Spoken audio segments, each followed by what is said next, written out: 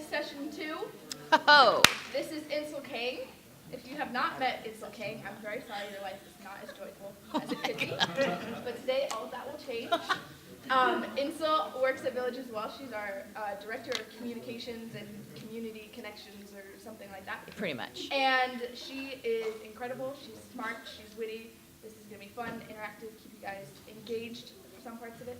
And she is somebody that she's going to talk about multicultural ministry. Talk about some stuff. As Theophilus, we are multicultural, becoming more and more multicultural, so as staff we know how to do that well.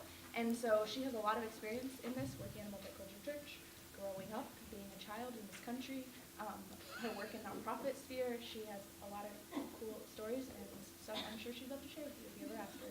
She's nothing but. This is Insil Kang, everyone. Give her a round of applause.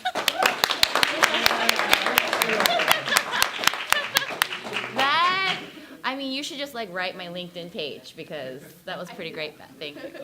Are we good circly? I don't want us to be oblongy. I want us to be really circly. So if we need to move, if we need to push this section back more so you guys have more space.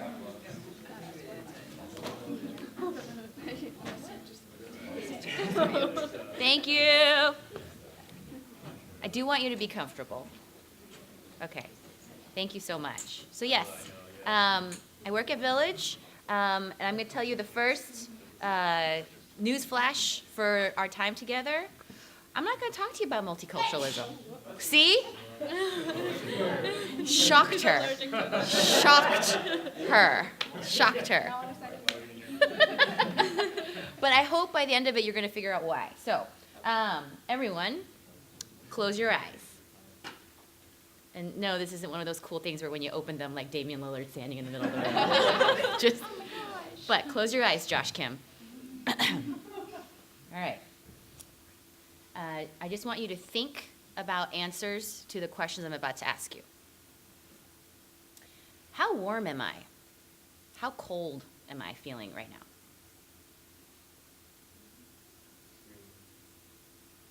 Some of you guys think out loud, okay. Am I thirsty? Am I hungry? When did I actually last eat? Well, a lot of you are just doing it right now. Okay. Did I get good sleep last night? Did I show up feeling rested?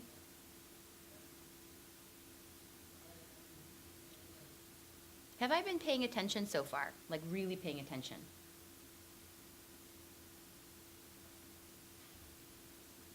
Okay, you can open your eyes. Are these questions that you normally ask yourself when you're engaging in things? No. Okay. Some of you maybe yes. I would say I maybe think of these questions. If anything, I'm a kind of retroactive thinker of these things. Like, oh, answers to some of those questions now explains why I was behaving that way, etc. But what I want to talk to you guys about is being self-aware. We are asking you to be leaders for Theophilus 2018, and it's going to rock. But that means you, even though you will also be so blessed by the speakers, the worship, just the other leaders around you, one thing that we will be asking of you that's extra than the other students who are just attending is to be a leader, okay? So you're going to have a group of students, and one of the best ways to be a good leader to them is to be self-aware, super self-aware, so that you actually know what's happening around you, okay? How does my level of self-awareness affect others? How does my level of self-awareness affect how I am with others? Have you guys thought about that? Just talk to the person next to you. If you can either think of a time where your self-awareness affected someone else and you remember it, or if you can't think about it, talk to them about why you can't actually think of an example. So go for it. Just a couple minutes. The person next to you. You can talk to each other. So, when I wasn't Either. I'm not a very self-aware person, so I have nothing to say. I can't tell fully engaged or not, I think maybe if I was more well rested, I'd be more present. So sometimes I think I'm guilty of like just going through the You're self-aware. I think introspective. but you're right, like the self-awareness part, sometimes I'm not so self-aware. Maybe, like I know when I'm quiet, and then I notice the environments in which, Yeah, me like, too. the life, and then noticing like, oh, if it's a large group setting, I tend to try to find Right. Right. talk to. So to Right. know that, like, okay, how I am is just, and when I tend to be quiet or shy. When Yeah. I'm intimidated and like knowing those feelings, and then instead But we talk about how you can improve it. wanting to be brave, so just be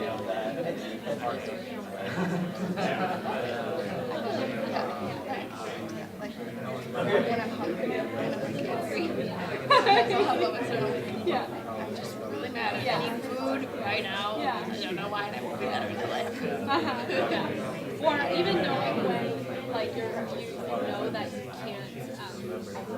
you can't go to bed or you can't go to sleep because you're not in that place to be present. No? You go anyway? Yeah. I regret it. You guys, I haven't heard all of it, but that's terrible. Okay, coming back to the larger circle, do any of you feel like sharing what your person next to you said? Okay, then do you feel like sharing what you said? He was brilliant. Oh, okay. Carl was brilliant. He's shaking his head no. Share what he said then, Cheryl.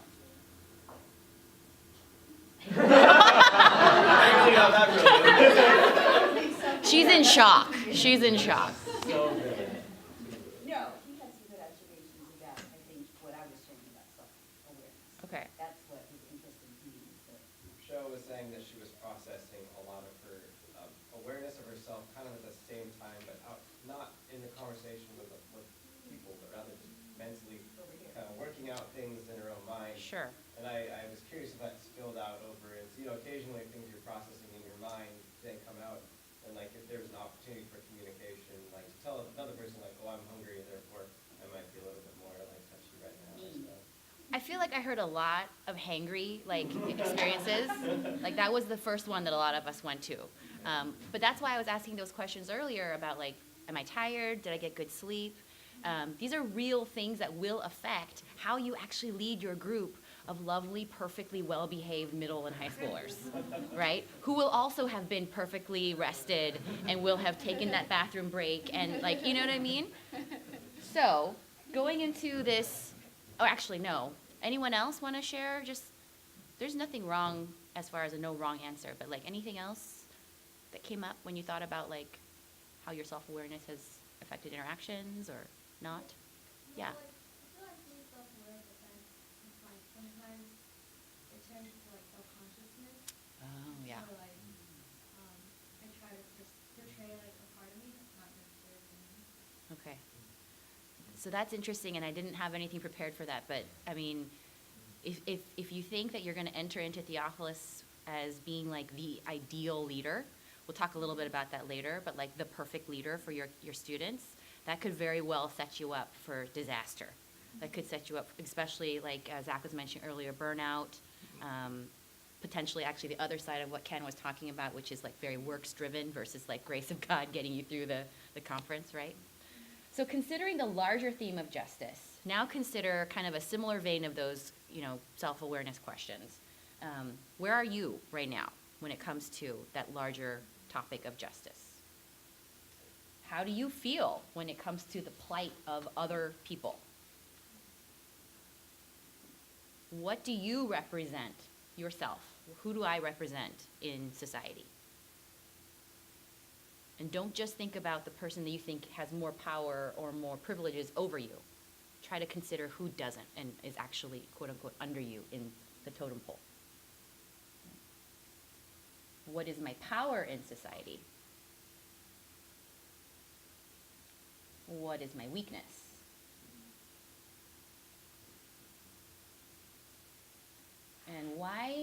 I just not care about justice? So, those are bigger questions that are personal, but to just kind of give us a little more context, just shout out, no need to raise hands. What are all the different races and ethnicities represented in this room right now?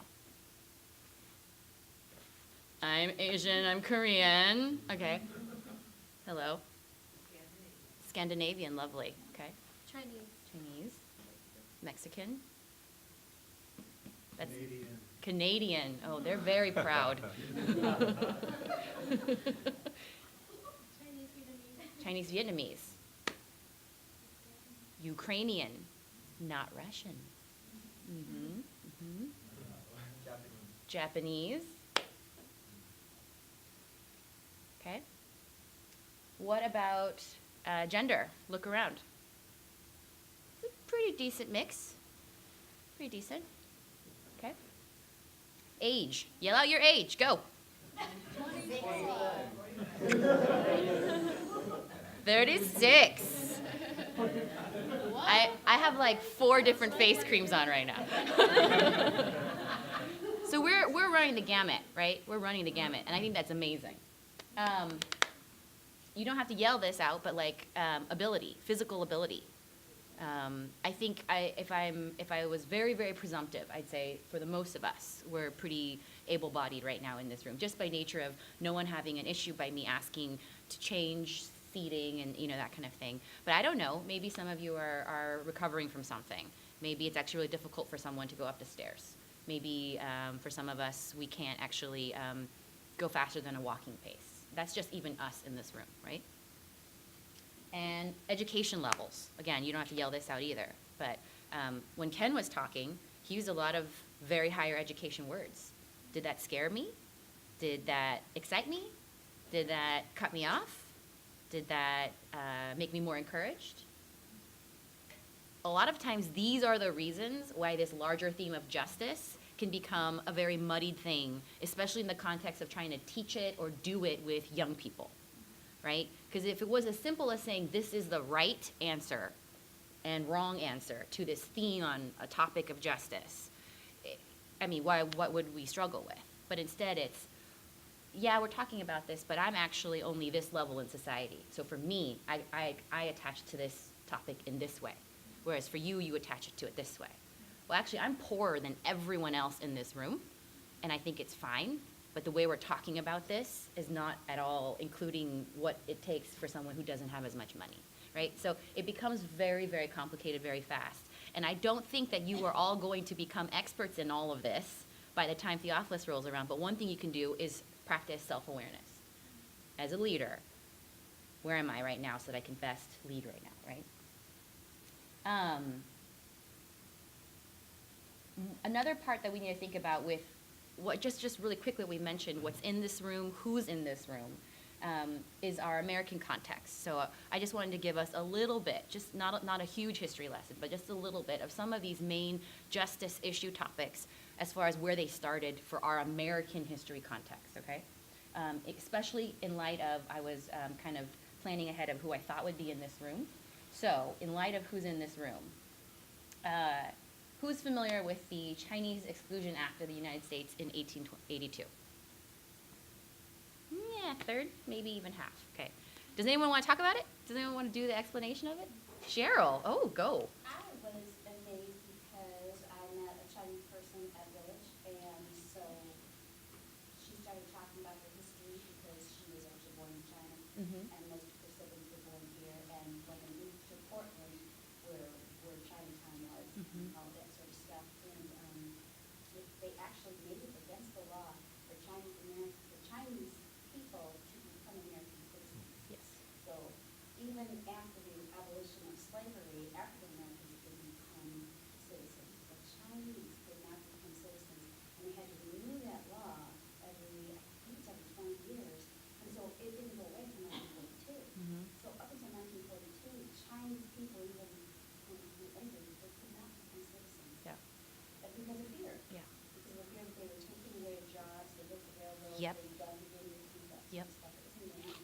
if you ever want to be disappointed in the state you live in any state, just look up the history of immigration and moving and that kind of thing, and it'll just be shocking. But thank you so much, Cheryl. Part of where that rooted from was we had Chinese immigrants who were in the U.S. for various different reasons, like all immigrants, for work primarily. They were literally 0.002% of the entire population. But at that time in the 1800s, there was low jobs, job availability, people were poor, and so we needed a scapegoat, and we chose the Chinese people. 0.002% of the entire population, meaning like probably for most Americans, they didn't even see a Chinese person. But it was easier for the government to say, okay, for 10 years there was a moratorium. Thank you, Jim. If you want to talk about justice more, Jim took Ken Weitzman's entire class at Western Seminary, so he's an expert. Well, I didn't have to do it for a grade. So just imagine, this was 1882. I did some rough math, that's not my forte, but that would have been about when your great-grandparents were born. So it's not that long ago. For those of us who still have grandparents, just to think that that physical person could tell you about their parents, that's when we're talking about when the U.S. suddenly created a reason to hate Chinese people, to discriminate against Chinese people. And then if you think about all the pictures or things you've ever seen in your history books or just propaganda posters, etc., those images of kind of dirty Chinese people. You can't trust the Chinese people. They made them look extra sneaky. They suddenly used them for all the reasons why there were no jobs, there was not enough money, etc. So imagine if you were already here. Imagine where you were living. Imagine the kind of trauma and pain you held on to and what you probably passed down to your kids and your grandkids about what it meant to hang out with white people and what white people meant to you and your family. And then imagine how you might have felt for the new Chinese people that got to come through after all that was over. And they weren't here during that time where there was a lot of blatant, oh, it's definitely the Chinese people that are making things difficult for us, right? That moves forward. We're in 2018, and there's still weird leftover things that we can trace back to starting in this government-wide way of looking at Chinese people. Okay, skipping forward. LA riots, 1992. How many of you are aware of the LA riots? Okay. For me, it was a big deal because I remember getting phone calls almost every night during the LA riots. We were here in Oregon from people we knew in LA. So what happened was Rodney King happened. Definitely Google it. But it was a huge altercation between the African American population and the police. And it caused a whole bunch of rioting in K-Town of LA. How many of you have been to K-Town, LA? You're fortunate. Right now, it's a really cool place where there's like a mixture of Mexican, Latino, Korean, just a lot of different races together, borrowing from food, borrowing from culture, living side by side. But during this during this time, it was literally in flames. There were riots happening, and a lot of the store owners in that area were Korean, and they were genuinely doing stand your ground. They were on rooftops of their stores with rifles, because the police were not coming down there. The fire trucks were not coming down there. Nothing was happening. They felt like they were letting it burn. So now, imagine, 1992, some of you, I don't even know. It's not that long ago, okay? But like I knew people who were up on those rooftops. They were teenagers with the older men, Korean men who were up there. Many of them went to jail. But they remember those nights. They remember how they did shifts to keep watch. Because the main thing was, if your store got burned or looted, there were no police around. So they were protecting their stores because no one else would. This went on for quite a while. It was insane. And it's very, very recent. But what do you think that did to talking in the Korean community about our African American brothers and sisters? What do you think that did to African American brothers and sisters who were saying to the Koreans, you're shocked that the police didn't show up? You're able to take guns and be on your rooftops and stand guard and have nothing happen to you? What about the whole Rodney King incident? What happened with him? This is what lit the flame for this whole thing. That was only 1992. I still know people who you know, that's kind of their thing, where they can like drive through K-Town and be like, that was an area that was totally burned to the ground, you know, and now it's a new boba shop, or, you know what I mean?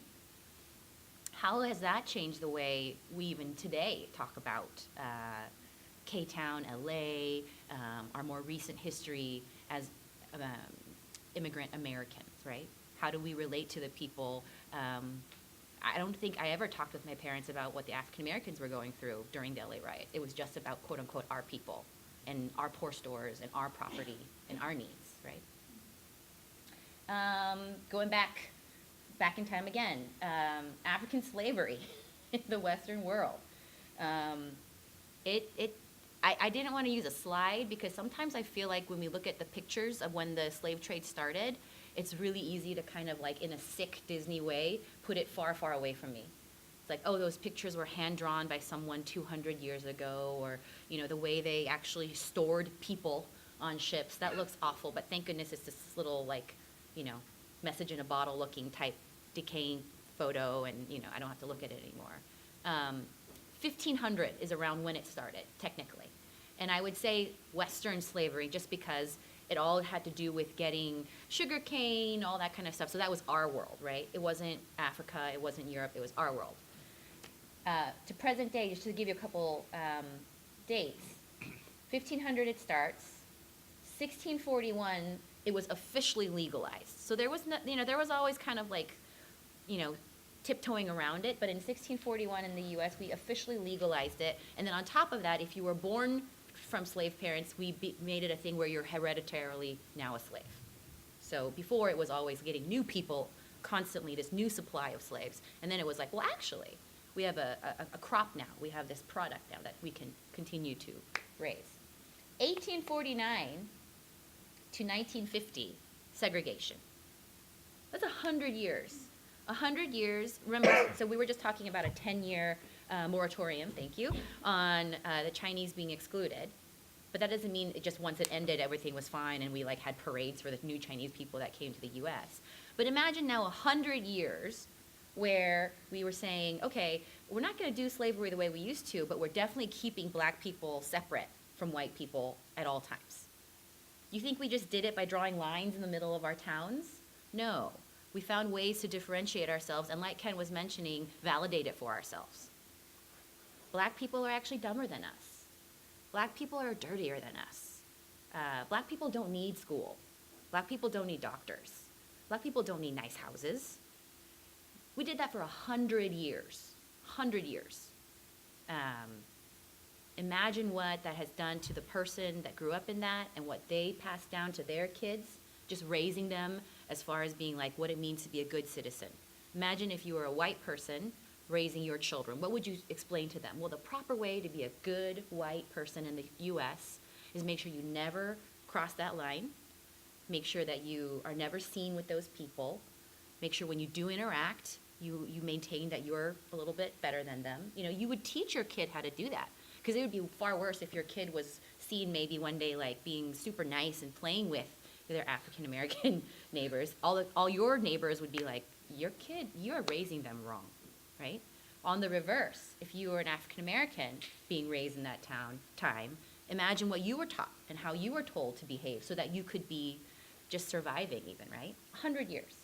And then 1950 to today, which is only 68 years, super small really. We have since then, no more segregation. However, mass incarceration exists. We still have, for the number of people, we've perpetuated it. If you look at just the statistics, our justice statistics are pretty much saying clearly black people are always more criminal than anyone else. That's why they're in all these jails. We have the drug war. Where did the drug busts, the say no to drugs, where did that all go? If you look at like the old school pictures, your DARE officer might have shown you if you're my age, there was a clear distinction of who you were teaching to say no and who were the people you would go to get the drugs or where you would go to find the bad things. And so those people then fed into the mass incarceration, right? And then just even to today, mortality rates. Did you know that African American women die at a higher, like crazy higher rate than any other race in childbirth? In a hospital. We're not even saying like somehow they found like a hut somewhere in rural America. No. Today, all our modern technology, mortality rates of African American women giving birth is so crazy. There's so much beyond that. There's a lack of listening to them when they say they're in pain. There's a lack of acknowledgement of how to treat them. Did you know that there are still medical schools where they'll teach you like, okay, if you see this kind of bruising or this kind of mark on the skin, that's a sign of cancer or that's a sign of this, but they're always using pale skin. Still today, there's so many places that aren't teaching people how to actually be a full healthcare provider to people that don't look like Beth, maybe, you know? She didn't choose that, but I'm just saying. So imagine now, all those things, like, that's just nuts to me, right? Okay. And then the last one, poverty in white America. We could go way back. We could make some stereotypes of like the country or Appalachia or something like that. But in the 2000s, you guys were most of you were directly affected. Actually, all of us were affected by this. Either you were working or you were about to go to college, and we had the Great Recession, and everything changed.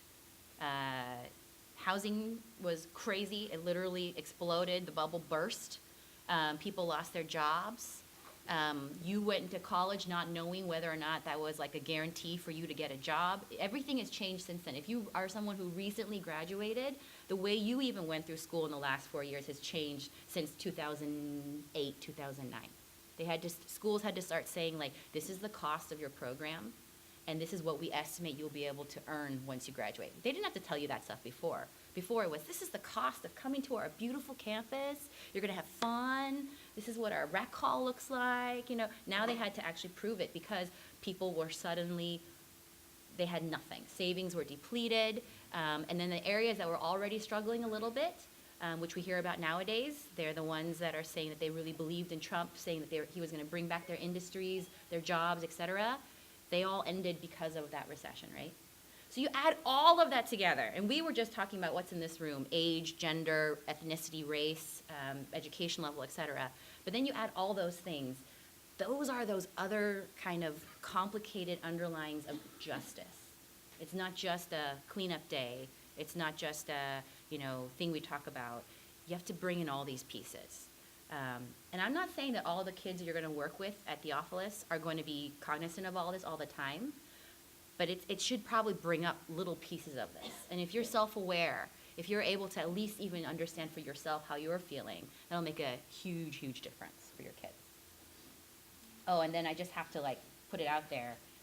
With all of that, or actually, sorry, before I add to that, just to bring the recession part just full circle. Did you know here in Washington County, where a lot of us live, during it was 2009, I think it was, because that's when I was talking about it the most. At that moment, Washington County actually had the highest number of homelessness in the entire state of Oregon. It just looked different. It didn't look like Burnside or downtown Portland, where someone was on the street. It was someone had just lost their house, was about to lose their house. Kids were couch surfing. Maybe you sent half the family to grandma. You sent, 2 people, maybe even out of state to an aunt's house, whatever it was. But Washington County was the highest rate of homelessness in around 2009, 2010. It just looked totally different. So you might even have kids that are coming in from that. Maybe they've had to move from a lovely Bethany area to a slightly different area since then. And maybe their parents still haven't talked to them about it. Or maybe that's me. Maybe I'm the one that had to move. Maybe I'm the one that's moved into this area now, and I'm, there's just a lot there. And then the kicker is, every single thing we just talked about was all worse if you were a woman. Every single thing. Every single thing that we just mentioned, justice-wise, this history in our American context, was far worse if you were female. Still is. 79 cents. Okay. So, I know, really light, really airy. So what are the remnants, these remaining biases, the inherited hate from all of this? I remembered with the recession, I had so many friends trying so hard to find a new job as fast as possible, because to be unemployed was just not in their plan. They had gone to all this school, they had landed the job they thought they were gonna be in for a while, and then it disappeared. I had friends who were telling me, like, I can't hang out, I'm just trying really hard to make money and save up, and there was even a guy, I remember, we were quasi-dating, and he finally just said, like, Insil, if I have to move somewhere because I can get a job there, I'm gonna do it. His pride was shot, because he and I went to the same undergrad, he decided to go into architecture program, graduated in 2009, nothing was available to him. He was so cute. But his head and heart were totally wrapped up, and he wasn't a believer on top of that. He was just wrapped up in, how do I save this? How do I fix this? Okay, so what are all these remaining biases? What's the inherited hate from all these historical situations to present day? What have I been taught about other people groups? I for sure heard from my lovely Christian parents. I've heard some very interesting, that's the word I will use, interesting things from them regarding other races, regarding poor people, regarding white people, regarding who they thought were better than us. I have heard so many things just from them. And it wasn't like they were like, I'm gonna sit you down and tell you everything I think. It was just a random thing in passing. Hey, we're going to the grocery store, shushing me when an older white lady walked by, making sure I was on my best behavior so that we didn't look like a crazy immigrant family to them at the grocery store. Because my mom had had a terribly racist experience a couple times with older white people when they first came. I know so many Asian business owners who have Latino employees, and the consideration or lack of consideration for them. What are all those things? And then, what is my energy level? How am I feeling when I think about all this? When I want to talk about this? Do I want to talk about this? So I want you to just talk to like maybe 3 people around you, not just one person, but 3 people around you about this. You could list some of the things you've heard. You could list what you think are remaining biases, that kind of thing. Or you can just straight up say, this is my energy level right now. Insil like ruined everything for me.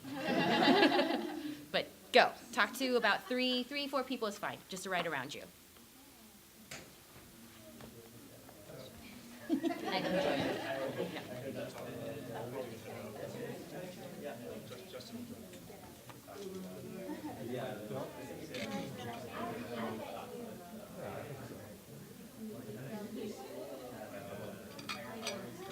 What did you do to him? What happened? You killed him.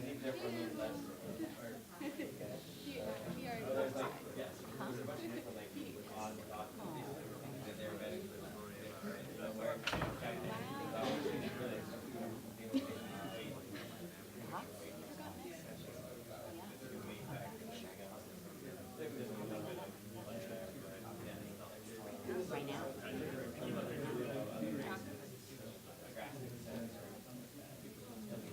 Yeah. What about you, Jess?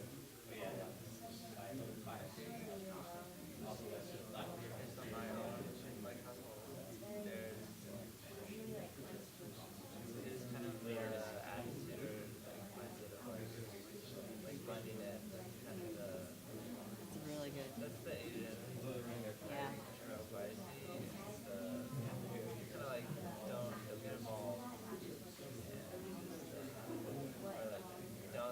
Don't make anyone upset. Yeah. Be involved. Be there. Be on your best behavior. And that's like definitely the change. When I was much younger, yeah, my house, my family, and like what in the town, just like how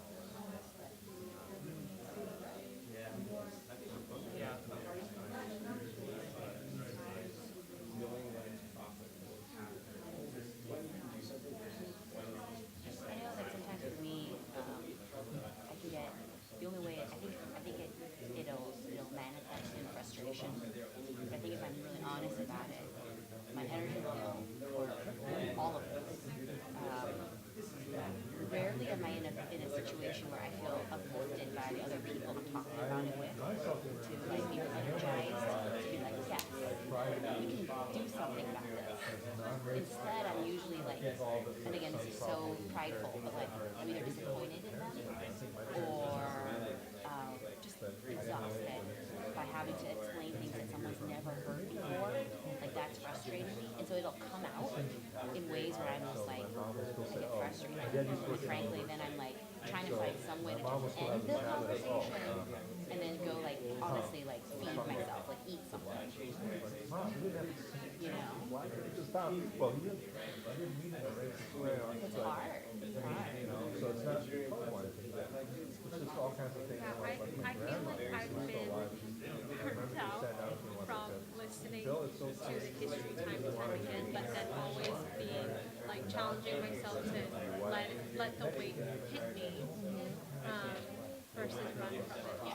Because if we don't acknowledge all of this and then like of why we're standing up the place that we are, then all of that just gets shoved in the unconscious, and then like it just gets like all of the rage and like the angst just gets and I'm just even thinking of like people's confidence levels of like why is it difficult to like go approach someone like why was So it my so brother and his difficult running at joke, like having like we'll see someone or like young why African is American why lock the door. So you know like if it just doesn't make any sense to me. But just like in my mind, 40 years later, if I'm driving, I'm like, I'm like, no, I'm not going to do it. But I hear this lock the door. So I was like, swept under the rug or just to be aware of that and to in some ways encourage that like lack of like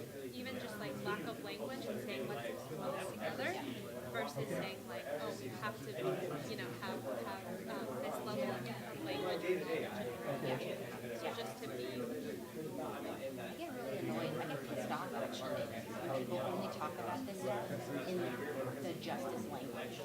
There is justice language. It's like in terms of like you hear that you can hear it get thrown around a lot. Privilege, that's like easy. Yes, I get pissed off when someone only talks about it like that. Because I'm like, now what you're doing is you're talking only to your people. And you're making it now another point of injustice for people to not have access to being able to, because pretty much you're saying you're not welcome to this conversation right now. If you don't know this already, I don't want to have this conversation with you. You know what I mean? And I just like, we're not going to move forward as a society.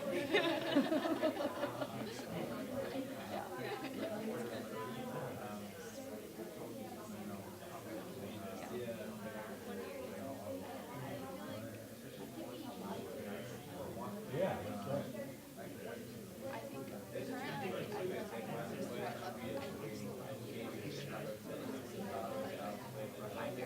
this is why I'm interested in this. Because I think the message that I hear like my group a lot is that it's not an issue that you have or like I'm not racist. Yes. Like it's over with. And so like to know no, it's not that easy to hundreds of years of history and how it has changed and shaped our society is like it's powerful in that conversation.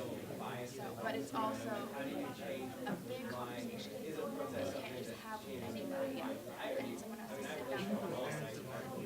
And I feel like more and more I'm seeing like more Pretty heavy topic. not like sitting down and listening to the conversation, but are like running head on into Because you know, is it pretty, would you say it's pretty diverse? I think a lot of times it's not that. that I never knew they were. And I think more than what we were just saying is like sometimes the conversation can be so As you meet someone, oh, well, that the person I profess this, but then you actually, and it just shuts it down because they're like, all you're gonna do is tell me I'm stupid or something. Yeah, because there's so much that happens. yeah, well, Oregon is. Everyone has this strong Yep. idea of Yep. what the other person is. And they do the whole like Facebook post. You have an issue with this, then get off my page. And it's like either they're holding a rifle or they're holding an ACLU sign. You know what I mean? It's like one or the other. And there's nothing in the middle. You're not allowed to have a middle anymore. Okay, I'm gonna ask us to come back to the larger circle so we can share your genius with the larger group. And they're prejudiced too, I mean, to be honest. Good job. Good job, Tim. Good job, Tim. You turned around. Good job. I know. All right.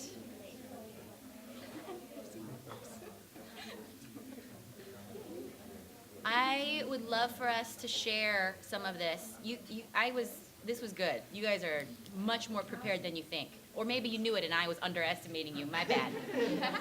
And Beth actually raised a really good point for me. She was like, we left out talking about the Latino experience here in our American context. It's so true. Let's not forget that just talking about Mexico alone, go back to where their country actually extended to in North America before we showed up. And I mean we as in like new people. We took over most of their country. This section that we're talking about building a wall on was always theirs. So the idea of like, you can't cross the border, it's very difficult because it's like, what border? It's the land, you know, and there was a time in the US where it was very normal to have both white or Latino, it didn't matter, stuff that you did on the US side and stuff that you did on the Mexico side, and it was totally fine. And now suddenly, again, very reminiscent of the Chinese Exclusion Act, they're taking our jobs. They're criminals. They're a waste on our economy. Let's stop them from coming in. It's fascinating. And then let's not even forget, literally last year, Venezuela had like the craziest economic just chaos. They couldn't find food in the stores. They were literally crossing rivers and things to just get into the other countries around them. We're not talking about third world country. We're talking about a country that's been just fine, and due to government craziness, no food, no doctors, no medicine. Like, you had to go to the hospital with your own medicine. I only know this because of NPR. And because a giant group, 20-some-odd families, showed up in Beaverton last year, directly affected by this. What would you do if there was no food, no medicine in 2017? Would you just stay there? You'd do something. I asked one couple, they go to Village, because there's a couple families that attend Village now, and they said, oh, you know, funny enough, ages ago, someone from our town moved to Beaverton. And I don't know if you're like me, but you always know about some random place somewhere because someone from your family moved there, and so it becomes this random stop every year on your family trip, or someone from there comes and visits you. So they moved to Beaverton. It's still happening right now. Okay, what were some of the things you guys talked about? It was amazing what I heard. And I promise it's not just meant to be we say all these terrible things, I keep you down emotionally, and then we just pretend and we keep going. So this is good. Share, please, with what I heard, what you heard. Beatrix, you want to start us off? Yeah. I was just talking about like how this even affects our confidence levels of like who we find intimidating to talk to, why it was so difficult to talk to like a white male professor, and how all of that is so internalized and socialized that like we have to work to undo biases and even like how the dominant culture or like America has viewed us, and to unwork that, to see like who we actually are, and all that. So just processing through that.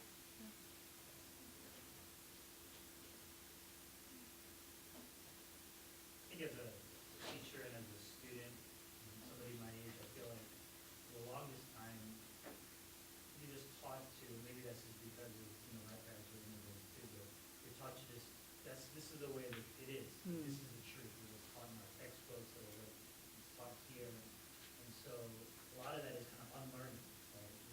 Realizing that we go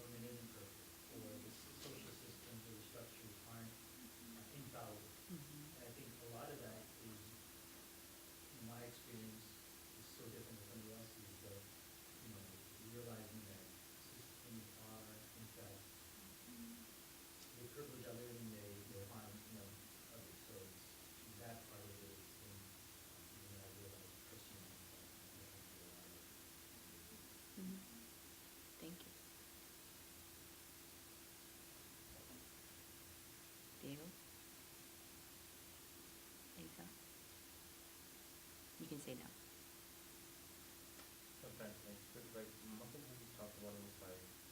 Just like stereotypes that we have of the people. And we think about like famous nowadays as like being funny, but they're still real with some people. Like he was saying, Phil was saying, like he used to make the joke about like driving into like a place and there's like a group of black teenagers just hanging out, and their joke was like, oh, shut the doors, like lock the cars. And it sounds funny and everything. Some people might take it as a joke, but there's still some people out there that like still do it like for sure. Because like I was telling about myself, like when I started doing private security, I would get up these nicer towns like Lacamas and Maple Susan and going to these like nicer towns and just getting up to the place and just like seeing people stare at me because I'm Hispanic. I would need money. Literally like doing this whole stuff and like just hearing comments and stares and all that stuff. It's just like I don't know, like it's still like loaded up. Oh, yeah. Any of the ladies next to Diego? There's no wrong anything. This is for the good of your leaders. Anything you want to share is helpful. So I grew up in the Midwest. I was born in Vancouver. There were a few black people, not very many Asians, Muslim kids in one of my classes. But my parents didn't ever embrace differences. It was always those people. There was never that conversation of, oh my gosh, I heard you have this girl in your school. What have you learned about her? Who is she? It was just always this us them sort of mentality. And then Dietrich, when you talked about being a woman, I realized, oh yeah, and when I was growing up, girls could be teachers. And so I never had even a vision of what not being a teacher would be, because my mom was a teacher, my dad had been a teacher, and so there was never a model of a woman doing something different. And so when I went to college, it was, oh, well, I'm going to be a teacher, or I'm going to like work in children's ministry, and those were really the only views that my family had. So thinking outside the box like that was so difficult, and it was hard to talk to men in authority, because I'm just a girl, I don't have authority. So I talked to my daughter about, you're a leader. I love how you help people, voices being heard, and all those things. And I find that those experiences of thinking about people as others has made me want to help those around me see the beauty in the differences and the different experiences and find validity and honor and empower some of those voices to be heard and recognized. I will say, I was sharing with the group that, a smaller group, personally, as far as like just my energy level, talking about this, I'm probably at a place now where I'm just like, I'm tired. And so it comes out in either like frustration, or it comes out in like trying to figure out a way to end the conversation and then like go eat something carby, like, you know what I mean? Because I'm getting upset at people who still don't know parts of these things, or I'm getting tired because I can't see the great societal change that's like needing to happen, like, or and I was sharing, I get really pissed off at other people who do justice work, who use only justice work language. It's very isolating. They use these big words that, like, if you're woke, you know it, but how are we gonna, oh, this is bad grammatically. How will you wake up? I was about to say, how do you woke that? No. How do you wake up other people if they don't even understand what you're saying? You know what I mean? And so there are so many levels to this. And I'm not saying, again, in the context of Theophilus, I do think you're changing the world by being a leader in Theophilus, but it's going to look a little different. It might not be a citywide march against a policy change or for a policy change, but it can look a little different. And so let's just use a couple examples of someone who did this. You might know him. His name is Jesus. Just to bring us back to life for a minute. before we go into lunch, and then the second session that I'll do, which is more practical skills of like literally what are you going to do day to day with your group. Okay. Quick one. Two examples with Jesus. With Jesus, justice was redemption. And I don't mean redemption like he came to the world to save us. I mean personally. Like he literally redeemed your personal life and he transformed it. That was his justice. And I love that in his examples in the Bible, it's not just every single time he was preaching to a group of 3,000. It's these stories about him and one person. Because that's what I think you're going to be doing at Theophilus. It's going to be you having an interaction with one student or some impact on one student. And if you just did that, all of Theophilus would be worth it, literally, right? So first example, the bleeding woman who's in Matthew, Mark, and Luke. And if you don't know what bleeding means, never mind, I won't do it. Quick recap, she was someone that was bleeding for years. It says that she tried everything. Multiple doctors, multiple people. Pauline Fong, a woman and teacher at Village, was mentioning how she was probably someone that had quite a bit of means, so she was already kind of a different kind of woman back in those ancient times, because she could afford to keep trying something that someone promised her would fix her, right? But then you add to that in back then, even nowadays, like, I joke about like wanting to throw tampons around, new ones, don't worry, and just see how it freaks people out.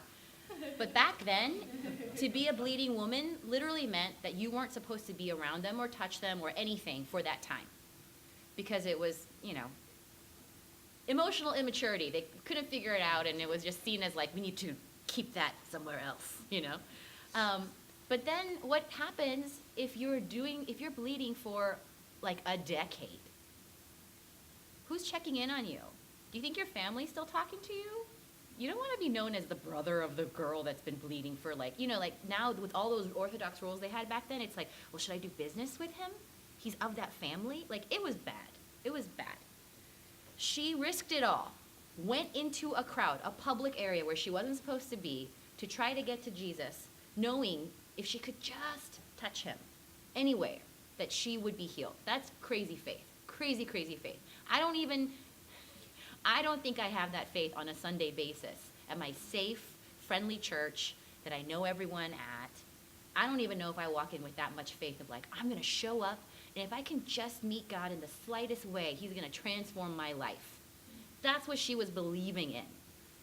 Could have ended there. She could have, been healed and lived a perfectly great life. But Jesus, because he's the leader that you are emulating, stopped everything, says, who touched me? Bringing attention to what just happened. She was probably elated because she immediately felt that she was healed. But at the same time, suddenly it's like, Insil's in the public eye for the first time in like a decade. What is happening? He's not calling her out to shame her. She's the one that touched him. He acknowledges her. And then he redeems and restores her completely beyond just the physical healing by saying, daughter, what you have done here. And he restored her place in society. He honored her back. He gave her an identity by calling her daughter and saying that her faith is like freaking amazing. He transformed her whole life. In case anyone was wondering, this amazing public leader that the whole town came out to see just acknowledged that one woman that we had been shunning forever. Not only is she physically totally whole again, but he just told everyone, in front of everyone, she's my daughter. That's like nuts. It'd be like, yeah. Political things aside, for me that would have been like Obama coming to Portland and being like, Insil, you are my favorite woman in all of Oregon. And I would have been like, oh my God. You know what I mean? Okay. Another one-on-one, Zacchaeus. I only bring him up because the song that we all learned when we were little. He wasn't the greatest guy in those days, right? He was a tax collector.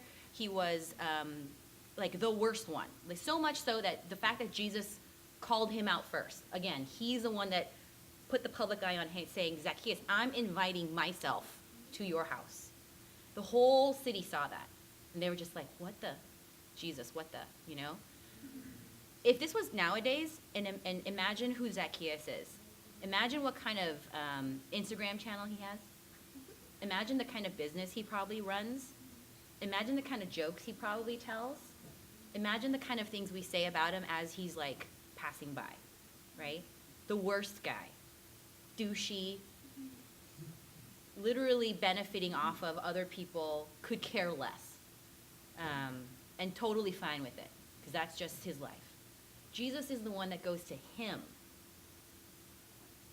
He was so changed by Jesus coming to his house, giving him the gospel, that not only did he say, Jesus, I am changing everything, I'm going to give away half of my wealth, but then he doubled down and he said, anyone I defrauded, anyone who I stole from, I'm going to pay them back 4 times what I took from them.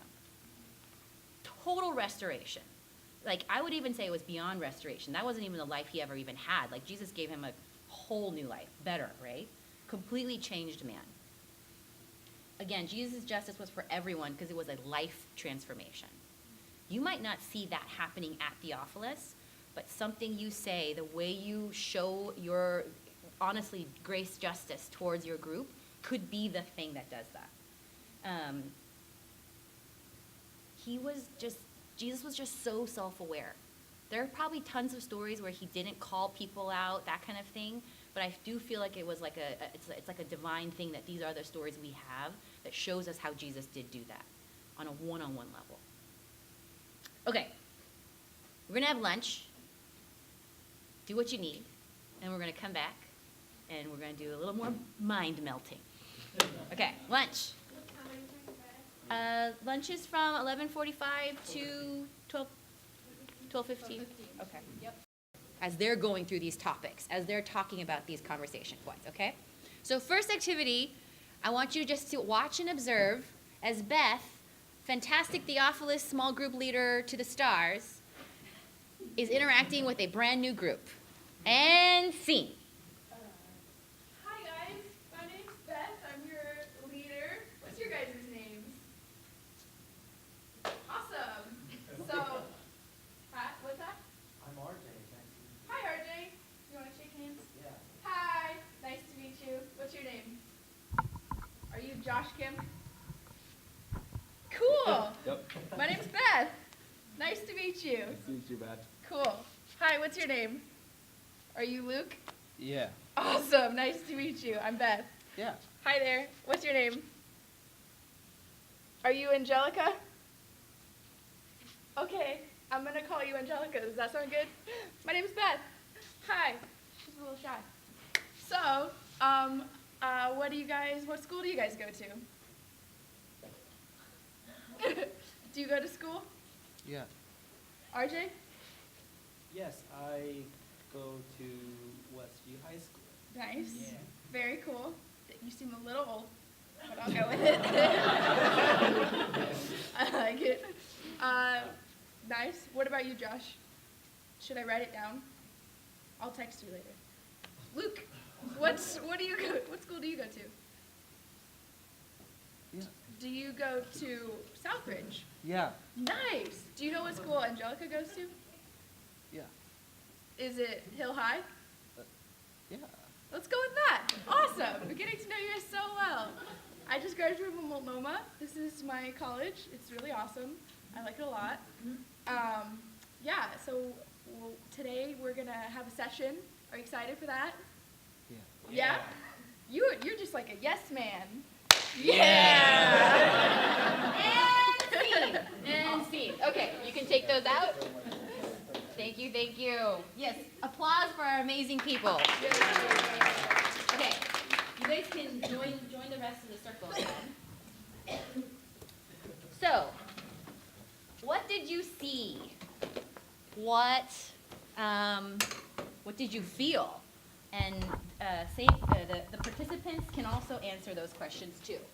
But as you were a viewer, what did you see?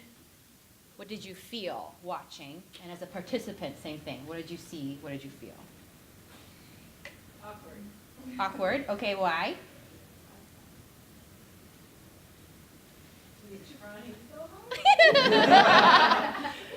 So, just so you know, RJ could not see anything. Gave him a blindfold.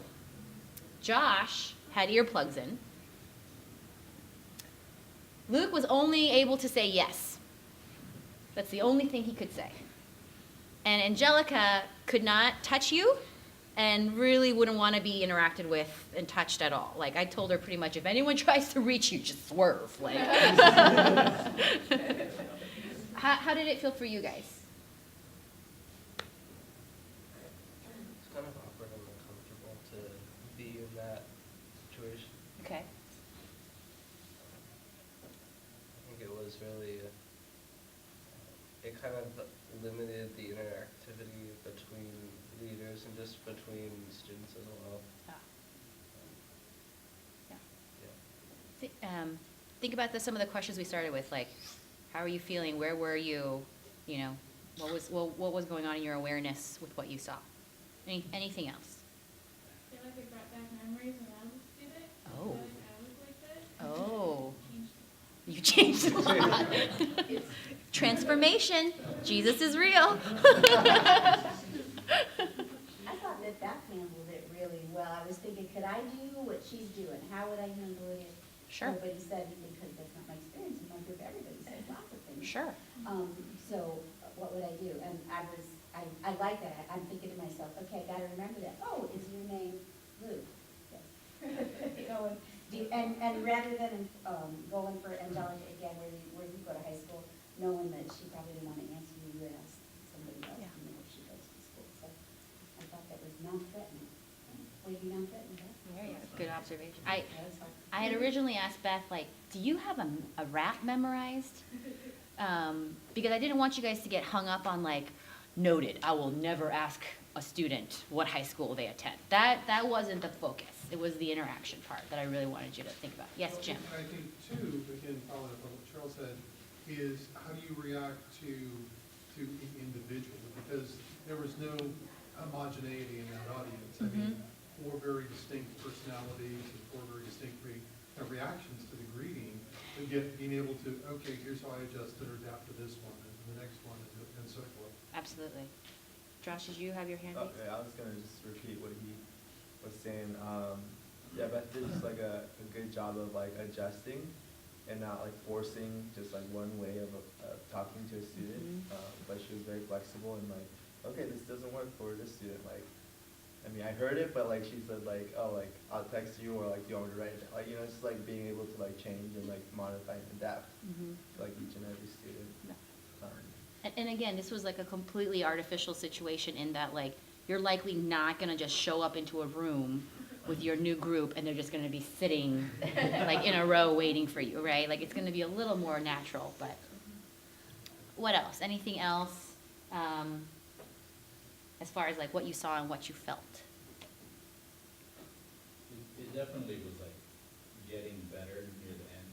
I think you cut it off right as. Right, the sweet spot. And she got a high five out of one of them. Yeah, yeah. Man, but I think she did a good job of making the process of drawing them out gradual, not forced, and not like having to go deep right away, but kind of gradually building up to that. Yeah, because we all love it, especially at a Christian-based like camp experience when your leader says, "Hey, how are you? I'm your leader. So what are the difficulties you're having with Jesus?" You know, like, oh, I didn't even know I had difficulties with Jesus. Now I'm thinking about that.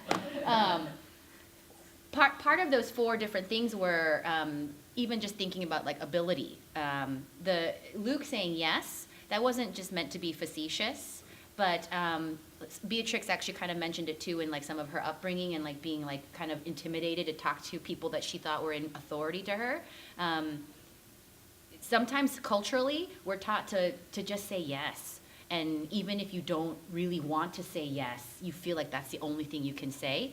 On a reverse, from a linguistic standpoint, it's seared in my brain. First grade, English as a double negative example, I was asked by my first grade teacher, Insil, have you not had a chance yet to be the flag bearer? Because everyone got a turn to hold the flag and you do the Pledge of Allegiance. And I responded in Korean in my brain, which is you say, yes, which means, yes, I have not had a chance yet. That's the Korean way of answering. So I said to her, yes. And she said, oh, okay, and she moved on. And I remember still to this day being so confused because Susie then got up there and did it. I was like, I just told you I haven't done it yet.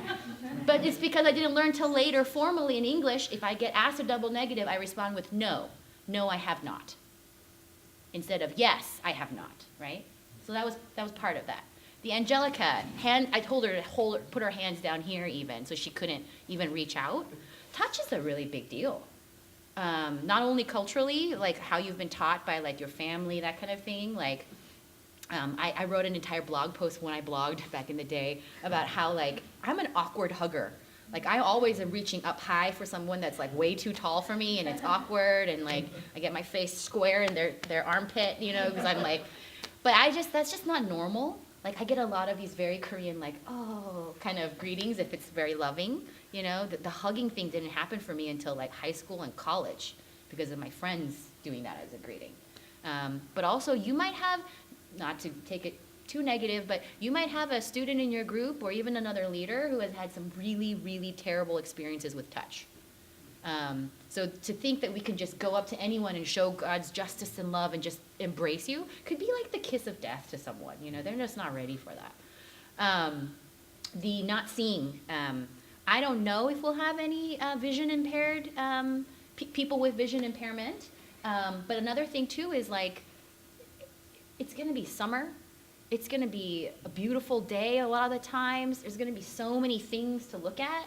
Sometimes you actually just need to make sure that you actually you're in the vision of your group sometimes. You know, you can't just get going, right? And then the not hearing. That's like both metaphorical and real. You know, like, I don't know, kids these days, their eardrums are all gone. Who knows? Post Malone. I mean, I don't like you if you have a face tattoo. I'm biased. But same thing, like maybe talking to a student in the middle of the worship set because they're like having a breakdown is not the best time. Maybe all you can do is put a hand on their back and be like, hey, praying for you right now. And then you talk to them later. They're not gonna hear you, Josh, you know, like Josh. So just consider all those levels, right? And it's not that Beth did anything wrong. It's just that the example was meant to be like, what are all the things that we could potentially be faced with, right? It's so important for all the difference that people are bringing into this experience to be considered. Not mastered. You don't have to master all of this, but to be considered so that you can be a good leader, right? So the real question is, how do we become a safe space for students? And I know we hear that terminology a lot. And I don't mean it like, I'm a safe space, thus, like, you can say anything you want. Or I'm a safe space, and so we never talk about difficult things. It's how do you become someone when you have that much difference in your group that they all can feel somewhat related to you and they all feel somewhat like safe coming to you for something. So this is going to be the very practical end of what I talk about, hopefully. Button. Yes! Okay, first one, active listening. And I am very much assuming that many of you have heard and learned some of these things already from different trainings, different experiences you've had already as leaders, and I think that's great. I've talked to some of you about this already, but these are things that we actually need to review all the time, like all the time. So, active listening. Pay attention as they're speaking to you. I have two bosses, who I will not name, who have both a phone and an Apple Watch. One puts the phone away to prove to me that he is paying attention to me. And then the Apple Watch will go, and he's listening to me, and he goes, uh-huh, yeah, uh-huh. And I'm like, I hate you, you know? Don't worry, I numbered them.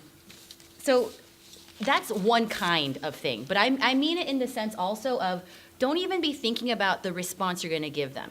Especially when we're telling you you're going to be a leader and you're going to be a leader to people who are younger than you, it can be a very easy desire to want to tell them the right thing. But to be perfectly honest, we don't know what these kids are coming in with. They probably would love it for you to just hear them out, you know? I know for me that was the biggest deal.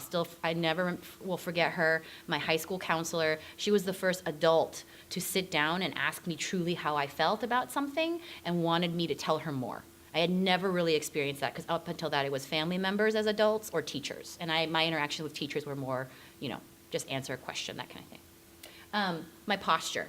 And I don't mean like perfect posture, but kind of similar to the paying attention. Am I distracting them?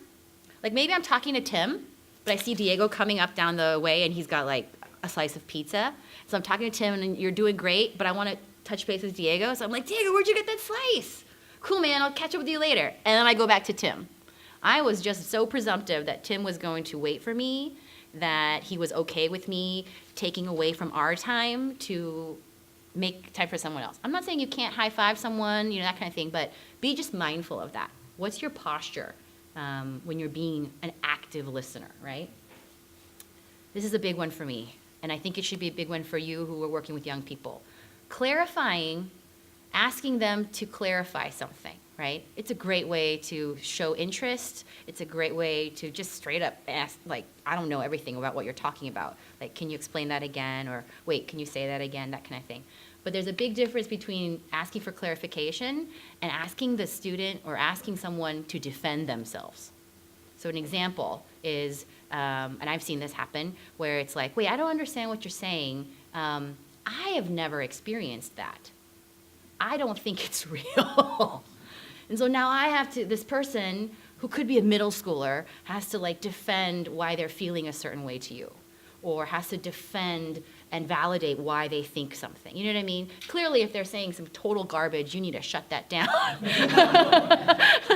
But if they're telling you like, I don't feel really well, and like I don't want to eat, I think my camp church experiences with primarily Koreans, they would have been like, oh, get in there and eat anyways. When maybe sometimes it could have been nice if the leader had just asked, like, what's going on? Why don't you feel well? When did that start? Could just be nerves. Could just be I've never been at a camp like this before, and it's freaking me out. Or it could be something really real. You know, worst case scenario, you know, it happens. Kids get sick. You know, things happen at gatherings like this, right? And then remembering what they say. Sometimes you'll be in a situation where it makes sense to take notes. I'm always both like humbled and like mortified when I'm in like a prayer group setting and the person wants to write down word for word my prayer request, because it makes me feel like super like, oh shoot, is this a valid like prayer request? You know, they never think that, but I do. But you might be in a really good situation where it's like a debrief time. Maybe you should have a notepad or your phone notes out, especially if you use your phone. Always let your students know I'm taking notes right now. I'm writing down all of our prayer requests so I can recite them back to us, you know, something like that. But also it can be something in like Dan's actually really great at this. He'll come back around maybe a day or two later and just check in with you and be like, hey, what happened with that? Or like, hey, I've been praying for you. Sometimes remembering doesn't have to mean like, hey, I went back, I did all the research. Here are all the actual other options we have for you. Like, let's sit down and do it. But it can just be a check-in. It can be, you know, like just taking down notes. And when I say debrief, maybe it's you debriefing with another leader. Maybe a student raises a fantastic point that's rocked your world and you don't know what to do with it, but you were a good active listener at the time. Maybe you need to go talk to RJ and be like, dude, what do I do with this? Like, what do you think? And talk about it again with them, okay? Can anyone give me, just raise your hand, some examples of good or bad active listening that you yourself have experienced, participated in? Thinking about this criteria. Yes, Linda. I had a bad experience, like someone who talked to me and then someone else coming along and then that person turned and talked to that person and have not finished conversation with me. Yes. And that was toxic.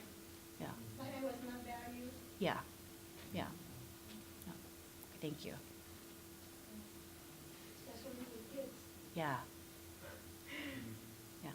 even if you feel like they're only talking to you right when you're like one chance of talking to your friend has shown up and that's the one time they want to talk to you, like the way you guys, like your mom's on the phone and immediately that's the only time you need to talk to your mom is when she's on the phone.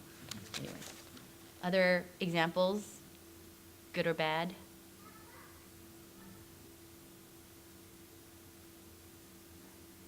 Yeah, This is a bad example of one. that's okay. Like when I'm working with kids and I see like kids who are, I guess, off task or something, like I give them something to do. Mm-hmm.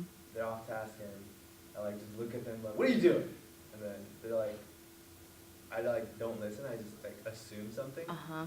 And they're just like, like they'll let you know.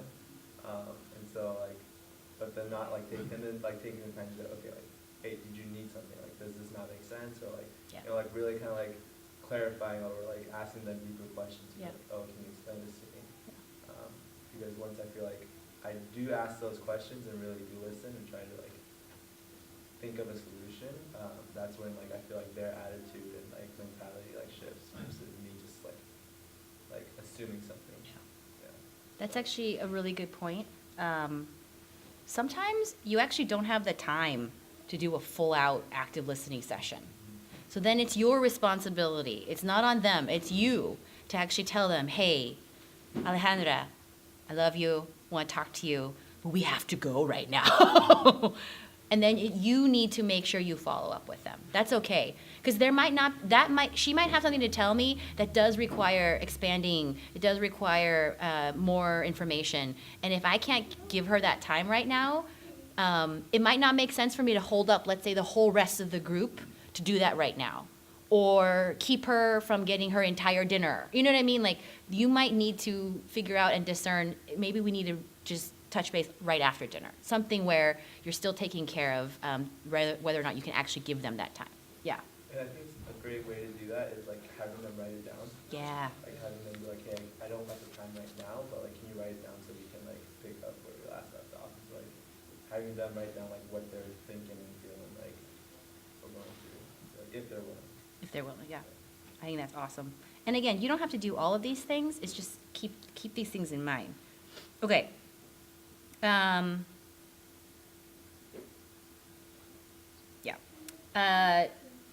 People first language. Have you guys heard about this before? People first language? Some? No?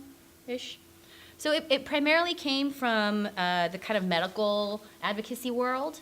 And literally what it says, the aim of people first language is to avoid perceived and subconscious ways that we dehumanize people. So in the medical world in particular, like I even caught myself earlier when I was talking about someone who has vision impairment. It's when we say the disabled person. It's when we say the detainee. It's when we say, honestly, even like just giant people groups, but often it's in the disabled kind of vocabulary. But what does this mean for us in this multicultural setting? Think about what we call each other.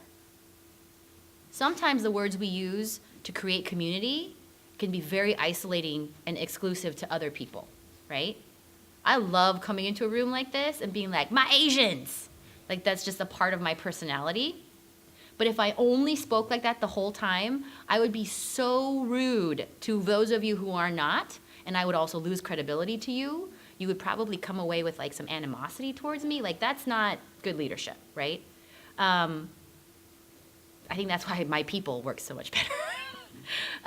But what are other things? You know, like it's going to be easy for us to want to like in a funny but kind of derogatory way. We're going to have younger kids around us, so it might be easy to just kind of claim all these middle schoolers are just this, or like, ugh, that's just all the Latina high school girls. Or, oh, those are all just the boy Theophilus leaders. You know what I mean? There are ways that we maybe not dehumanize to the cruelest level, but you can still bring people down to a point where you're kind of categorizing them only versus letting them be people first.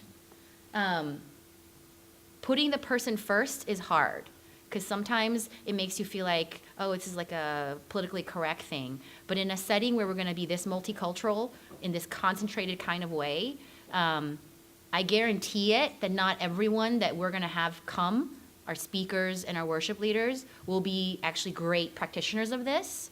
So you actually have a fantastic opportunity to repair that back with your group when you get back into small groups.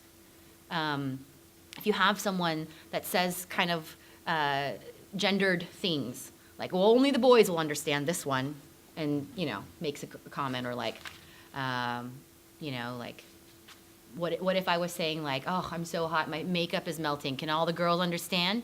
Like, it's a joke, it's fine, but if I were to keep playing into that, you as a leader might need to go back to your group and be like, you're not wearing makeup, it's okay. I'm not wearing makeup, it's okay. That was not a judgment of like what it meant to be presentable at this Theophilus event. You know what I mean? So just put this in mind. I don't think this will be the greatest of your issues, but this would be a part of you having some practical skills to be a good leader at a multicultural event like this. Another way of looking at this, not necessarily people first language, but definitely in, I'd say adjacent to it, our kids are gonna want to stick to each other. And again, same thing. Sometimes these things create community, similar language, similar names for things that we all grew up with if we were in one culture. If we're coming from one larger church and we all have a way of doing things, and you have a group, let's say, that doesn't only include your church kids, you have the responsibility and opportunity to bring the other kids in. You don't have to get rid of the thing. For example, ramen, eating ramen. It seems like a no-brainer, quote unquote, for a lot of us Asians. Like, we're gonna do an overnight thing, of course there will be instant ramen there, and of course we're gonna eat it. Instead of just telling your non-Asian students, oh, you'll see, it's gonna be awesome. You'll love it too. Don't worry, when we do it tomorrow, it'll be great. Your opportunity is actually to say, it's sort of a funny thing, the way, camping is seen in certain ways. For us, this is almost like a camping thing. We always have instant noodles because we love to eat, and so there's never enough food. You don't just stop at dinner. You wait a couple more hours, and then you have ramen. And so because we have such a multicultural group and we have so many Asians, we're totally going to do like midnight dinner with ramen, and we're all going to do it. You don't have to eat it, but that's what we're going to be doing tomorrow at midnight. You don't have to force them to like it like the way you do. You don't have to force them on anything, but you do have the opportunity to explain to them why half of the group is so psyched about it, instead of leaving them out, right? The person comes first, the ramen comes second. Okay.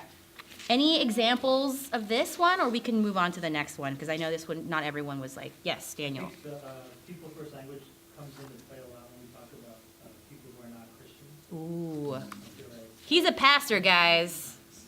Well done. But, yeah, I mean, I know that just with students and teachers that we work with, we always have so much baggage when it comes to, it's us versus that mentality. And so it's like, oh, those non-Christians or non-Christians out there. Yes. And so Yeah. we just lump them together, especially. And even in our group, we might have students who don't come from church backgrounds, who just don't believe in God. Yep. Just have so many words that carry like atheist or non-Christian or those kind of terms. Yep, absolutely, yeah.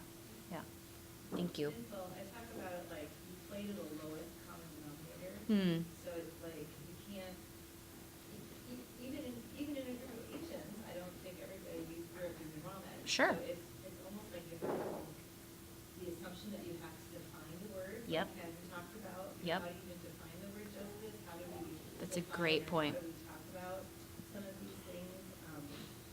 I go to Village.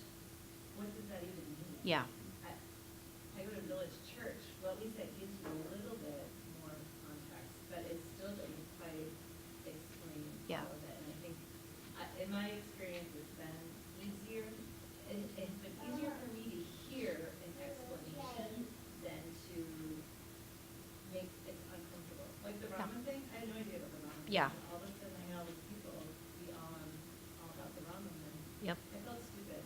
Yeah. I felt dumb. I felt Yeah. like I wasn't in. Yep. I think we want our kids to feel all in. Yeah. something. yeah. And maybe even give them permission to say something sacrilegious like, I hate ramen. What?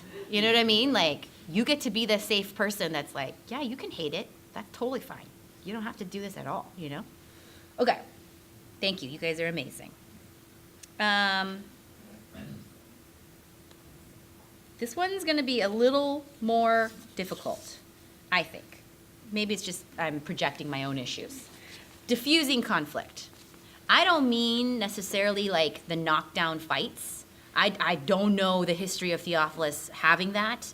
I mean, there's always a time for firsts, but I'm not anticipating new leaders that you're gonna be like, you know, gosh, what's that girl? Anyways, no.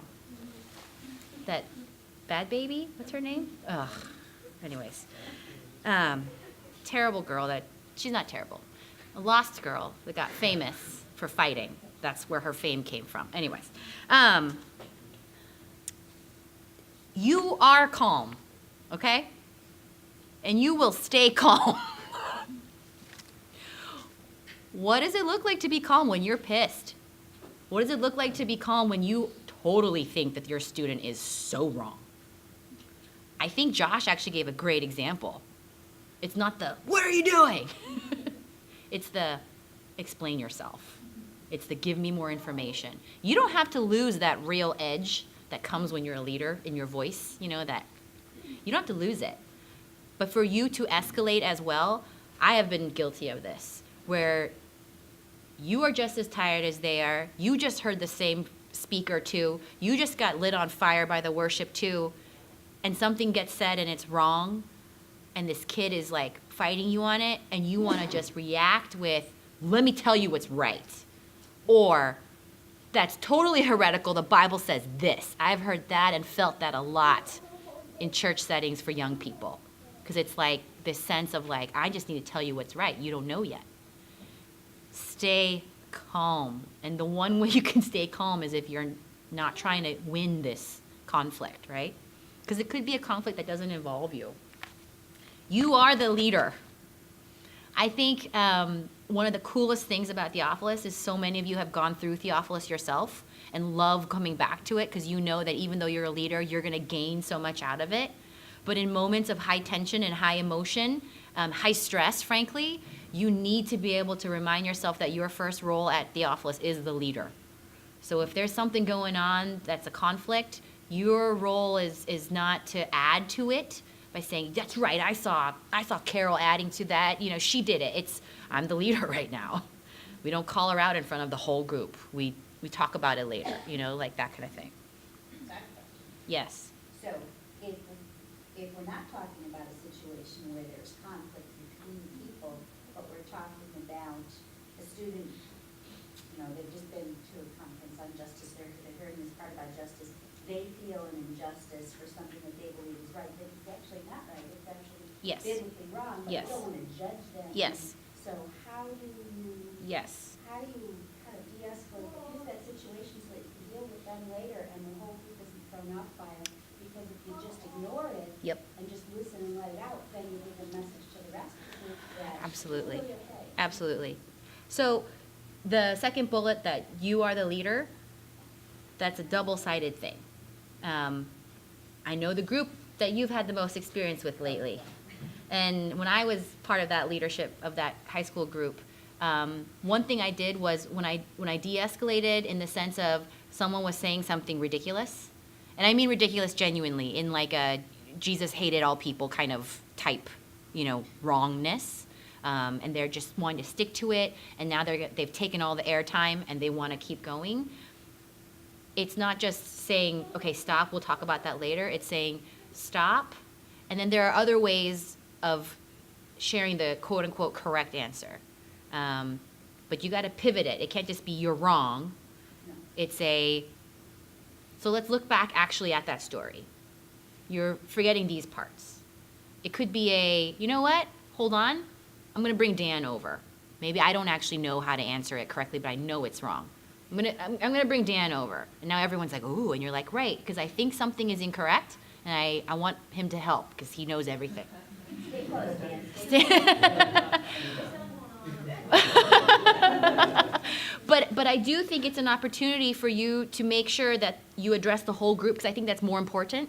You address the whole group first, where you're saying, hold on, let's fix this, but But then you make sure you don't ostracize that one person by going back to them then later after the group time and being like, hey, did you get why this happened, why we said it this way?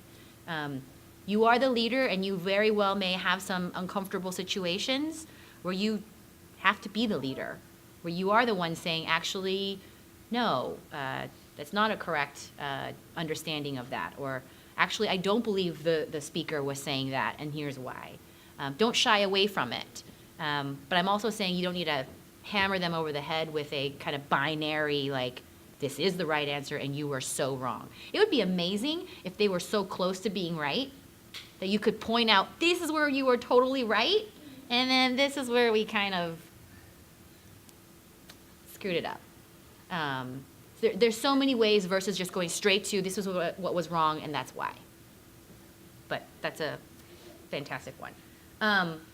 The really listen, what don't I know thing, what I mean is, not what don't I know as in like the actual facts, but what don't I know? Like, did Susie just have a fight with the rest of the group because she's the only one that, I don't know, needs to sleep earlier and the whole group wants to stay up late? And so now she's feeling super vulnerable and on top of that physically tired?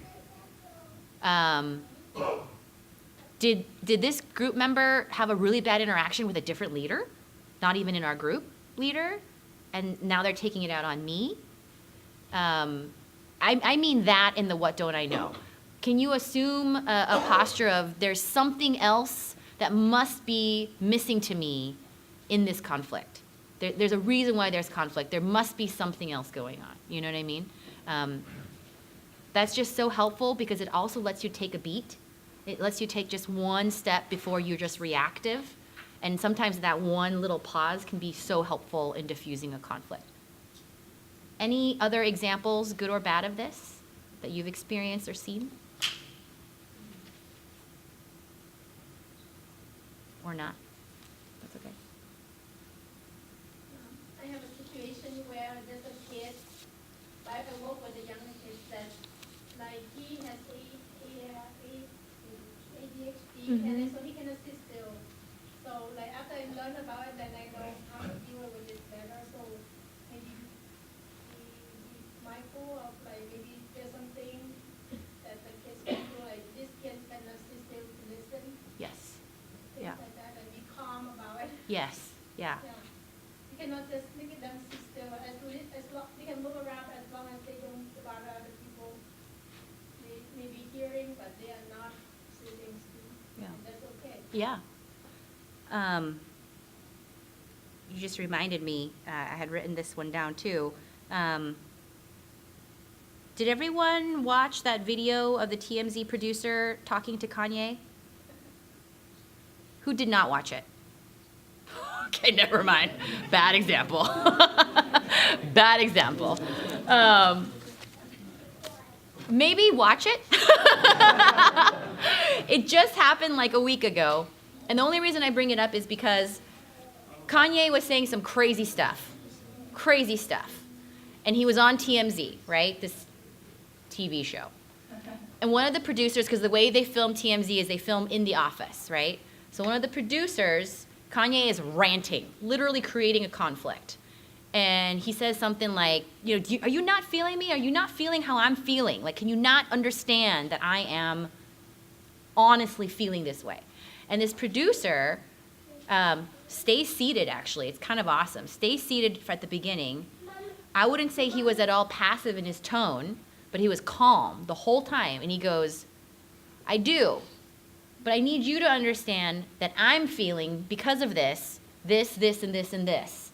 And because you are saying these things, your actions have an effect on these people, blah, blah, blah, blah. It was kind of amazing. Not because of the spiral that Kanye is going down right now, but that was a fantastic example of him de-escalating the conflict. Kanye was quiet the whole time while he was talking because this guy was saying, I am reacting to you in this genuine, honest feeling too. And he wasn't angry. He was just saying, like, I will meet you there at where you're feeling this emotion, but I'm going to be calm and explain to you now how you're making me feel. Just a really good example. And then last but not least, we're all talking about this, facilitating.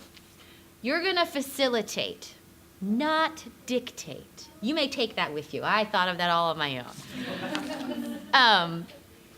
There's a big difference. And again, you're going to be enthusiastic. You're going to be pumped. You're going to be like the most prepared leader in the world. But you don't actually have to dictate the way your small group times go. You don't actually have to dictate the way your interactions with the students go. You're the facilitator. You get to ask, tell me more. You get to say, where did you hear that from? You get to say, is that how you heard it? Tell me that again. Or I didn't understand it. You get to be the one being like, hey, Angelica, we didn't hear from you. Do you feel like sharing? You don't have to, but I would love to hear it. You get to be the one that facilitates, right? That can also mean that you know something to say and you're going to let Jesus take on the control and that the Spirit is real and let it potentially come out in your small group time, or maybe it will never come out. Your genius will be unheard, unfortunately. Go to Cheryl when that happens. Totally awesome. Remember that the number one thing is people need to be seen or heard. They don't necessarily need the expert. They need to just feel seen and heard, right? Legit. This could be like a dating profile app thing. Take breaks. I mean it. You're all very young and spry, all of you. But you need to sleep. You actually do need to eat. Drink water. You need to take a break. You are no help to these students. You're actually a detriment to them and yourselves if you're not actually kind of rested. I know it's going to be a crazy couple days, but take breaks. You can tell your group, model for them what it means to be mature and be like, you guys, I need to get away from you for a minute. So at lunch, I'm going to be with you for the first 15 minutes, and then I'm going to go away. But then I'll see you again at the next workshop because we're going to meet at this tree. Everyone good? Great. You know what I mean? That's okay. And I really think you should do that. And then students' lives are real. Some of them are going to, so blessed and privileged, they're going to come in super pumped, excited, not a care in the world. They're super pumped about the new outfit that they have for Theophilus, and they're just excited to see you, and they might even have a crush on you. So many great things only going on in their life. You might also have people where things are going to pop up. Maybe while they're at Theophilus, they get bad news. Maybe their life is just bad news all the time. That's just going to be a reality. You don't have to solve that. You have your other leaders around you. You're supposed to be with each other. You have each other for that reason. And then Jesus' love is real. Realer, right? So often you get to step back and say, Spirit, take over. Jesus, I am just praying over Tim as we're talking about this crazy thing right now. I don't know what to say to him. Jesus, where are you? Please just take over, right? You need to be praying for each other. You need to be debriefing.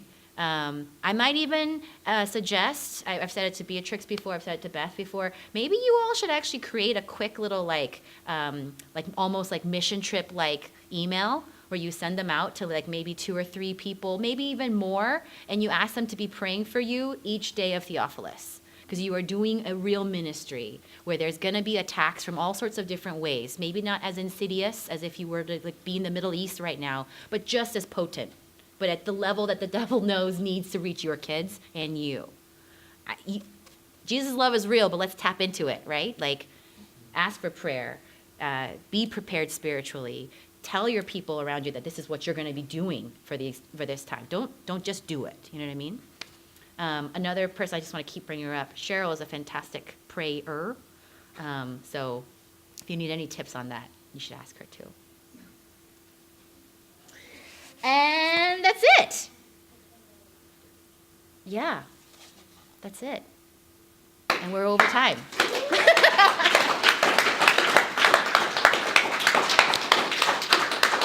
You will be great.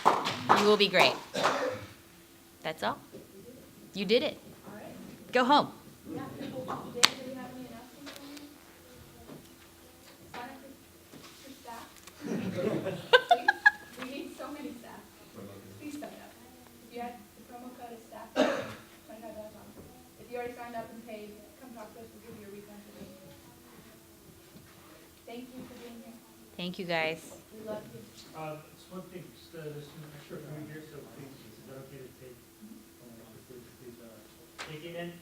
And obviously, we're here because we want to serve the Theophilus, but maybe some of you guys aren't able to come out. You know, this is for just training, and John Kay was joking around, it sounds like marriage training, but, you know, a lot of these skills, I think that's a part of our lives as students, you know, in business, parents, husbands and wives. Yep. I mean, that's why this thing is, it has so many layers to it, and so we're just excited to create this kind of space for us to talk about this. So thank you for coming. We'd love for you to sign up, to spread the word, take some food, and I'll just pray for us. Yeah. Father, we're grateful for your love for us. We're grateful that, as Insil said, Lord, your love is real. And it's not just real for the students that we're going to serve, but it's real for us in our lives. And so we just thank you for meeting us and loving us and saving us and giving us a purpose to love justice and righteousness and mercy and kindness and being your hands and feet. And so we just thank you for this group of amazing people that we have shared this workshop with, and we pray that you bless them as they go through this place. Yes. Bless them to be blessings of their churches and their communities and their neighborhoods. And we just really thank you for your love. In Jesus' name we pray. Amen. You guys are so great.